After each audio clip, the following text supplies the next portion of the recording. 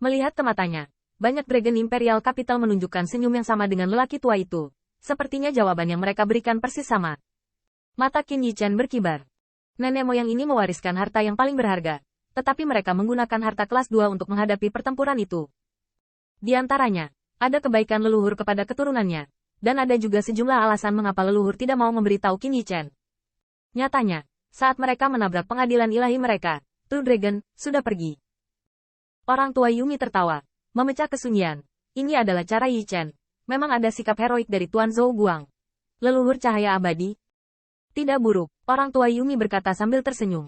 Tuan Zhou Guang duduk di pengadilan ilahi ini, yang juga selangkah demi selangkah. Melalui penjelasan orang tua Qiaomi, Qin Yichen tahu bahwa kuil tertinggi itu adalah dewa spiritual cahaya abadi. Untuk hasil ini, Qin Yichen tidak terkejut. Dikatakan bahwa setiap patriark jutaan tahun berganti, begitu pula penguasa pengadilan ilahi. Tuan dari pengadilan ilahi ini adalah orang-orang tampan yang dikirim dari tanah keluarga. Mereka lulus ujian, dan ujian terakhir datang ke tempat mereka bertugas, menantang istana bela diri naga. Sampai ke puncak, dan puncak istana bela diri naga ditinggalkan oleh penguasa sebelumnya. Penguasa pengadilan ilahi penerus harus mengalahkan pihak lain, setidaknya seri, agar memenuhi syarat untuk mengambil alih kejayaan dunia yang mengatur 100 pihak. Lalu ada 7-13 lapisan, dan ada 2-17 lapisan yang tersisa. Ini lebih dari setengahnya di masa lalu. Kabur, ayo. Mata seperti bintang Qin Yichen dipenuhi dengan naga raksasa seperti alam semesta, dan dia tidak bangga dengan pujian leluhur. Meski hanya tersisa kurang dari seperempat candi, tapi naik ke pembangkit tenaga listrik, yang satu lebih kuat dari yang lain. Nenek moyang Yumi dikalahkan tanpa kultivasi roh, tetapi ada 23 leluhur di belakang. Apakah selalu ada kaisar naga? Apakah selalu ada kultivasi roh?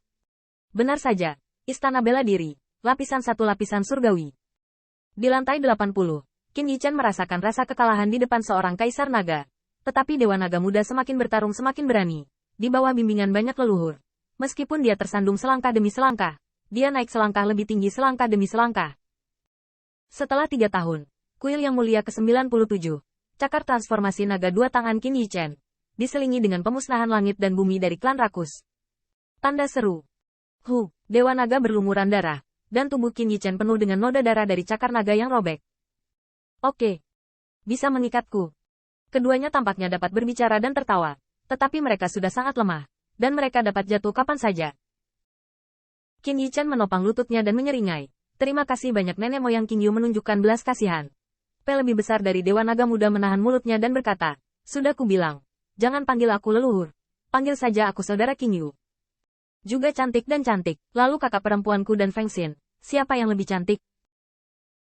Berbicara tentang seorang kaisar naga, dia mengenakan rok panjang dengan salju, es putih dan biru yang saling terkait, dan keindahan dari hal-hal yang tidak dapat dipahami, seperti gunung salju di atas semua makhluk, hanya terungkap saat menghadapi kerumunan senyum licik yang elegan.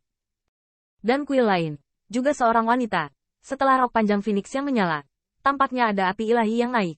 Dan mahkota Phoenix yang terpantul di kepalanya tampaknya memiliki 9 putaran matahari yang kuat. Di hadapan naga dan burung Phoenix ini, Hao Qingyu menangis. Saudari Shaoying, bisakah kamu berhenti bertanya padaku proposisi semacam ini? Kedua bayangan indah itu tersenyum satu sama lain. Tetapi Qin Yichen juga duduk saat ini, memandangi kedua leluhur itu. Dan tiba-tiba dikejutkan oleh temperamennya yang sulit dijelaskan.